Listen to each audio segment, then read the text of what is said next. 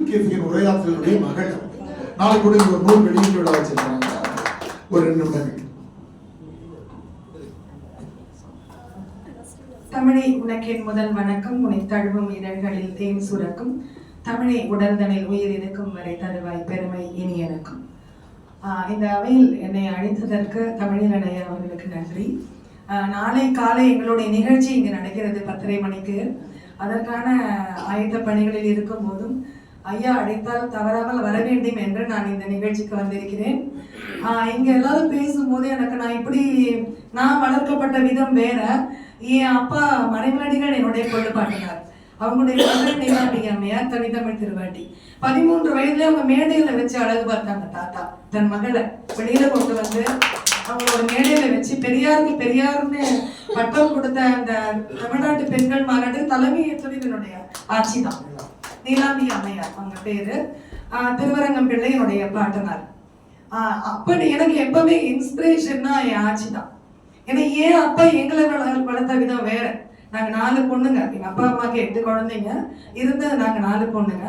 நாங்க 6 மணிக்கு மேல வெளியில போக கூடாது. யார்கிட்டையும் எந்த 10 சித்தப்பா சித்தி 4 அத்தை மாமா வீட்டுக்கு போக கூடாது. பாவடை தாவணி, பாவடை சட்டை, பாவடை தாவணி, சேலை, அவ்வளவுதான் நாங்க உடுத்தினது. அதுல நான் மட்டும் கொஞ்சம் நைட்டி போட ஆரம்பிச்சேன். எங்க அப்பா என்கிட்ட 1 மாசம் பேசவே இல்லை. அப்புறம் போய் ஒரு டாக்டர் கிட்ட போய் மூக்கு குத்திக்கிட்டேன். நீ ரொம்ப அப்பா பேச்சு கேட்கறது இல்ல, நீ எல்லாரையும் கெடுக்கிற அப்படின்னு எங்க அப்பா என்ன சத்தம் போட்டாங்க. யார் வீட்டுக்குமே அனுப்ப மாட்டாங்க. அப்படியே ஒரு பெண் குழந்தைங்க அப்படிதான் வளரணும். இந்த மாதிரி நிகழ்ச்சிகளுக்கெல்லாம் போகணும்னு ஆசைப்படுவேன். எங்க அப்பா விட மாட்டாங்க. தாவணி போட்டிருக்கேன், இப்பதான் தாவணி போட்டிருக்கேன், எங்கேயும் வரக்கூடாது அப்பா கூட அப்படின்வாங்க. அப்பவும் நான் அந்த நிகழ்ச்சி நடத்துறவங்களுக்குலாம் ஒரு லெட்டர் போடுவேன். அப்பெல்லாம் போஸ்ட் கார்டு தான். எனக்கு இப்ப 65 வயது. போஸ்ட் கார்டுல போடுவேன், என் அப்பா வர நிகழ்ச்சியில என்ன கூட்டிட்டு போங்க அவர் சொல்லுங்க.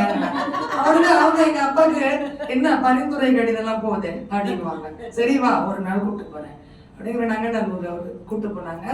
அப்போ அந்த இடத்துல ஒரு சுடுகாடு, ஒரு பிணம் அங்க வச்சுட்டு படம் தோண்டிட்டு இருந்தாங்க.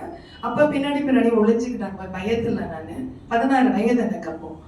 அப்ப எங்க அப்பா இதுக்குதான் உன்னை வேண்டான்னு, இதெல்லாம் நடக்கும், ஏதாவது ஒரு பொம்பளை பிள்ளை இருக்கா பாத்தியா அந்த நிகழ்ச்சியில, வேண்டாம் அப்படின்னாங்க. அதுக்கு பிறகு எங்க அப்பா என்ன கூட்டிட்டு போகல. ஒரு நாள் தான். ஆனா தெரியாம திட்டுத்தனமா நான் அந்த இலக்கிய வட்ட கேகே நகருக்கு மட்டும் போயிட்டு வருவேன்.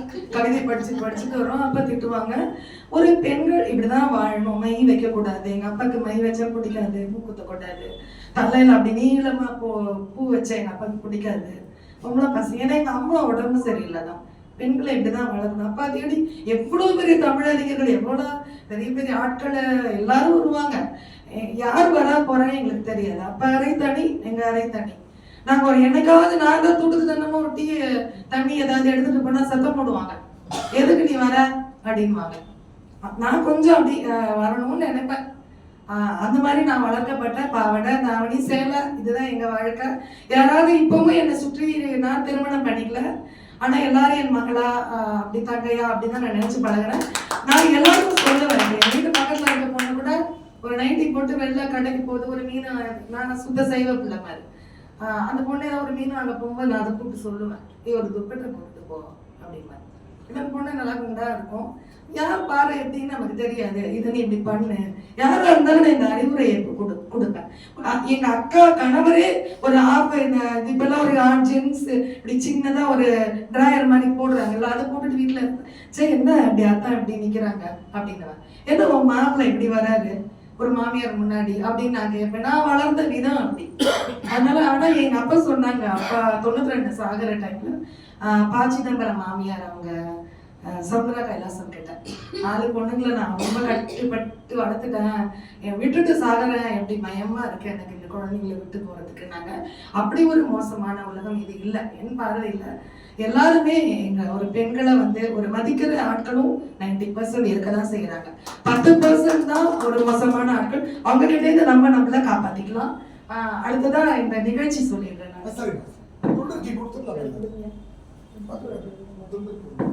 மறைமலடிகள், நீலாம்பிகை, அப்புறம் நான், என் அப்பா, அதுக்கு அடுத்தது 4 தலைமுறையை நான் தமிழ் பண்ணி 34 நூல்கள், 30 ஆண்டுகள இலக்கிய பேரவை, 600-700 பேருக்கு விருதுகள் கொடுத்திருக்கேன்.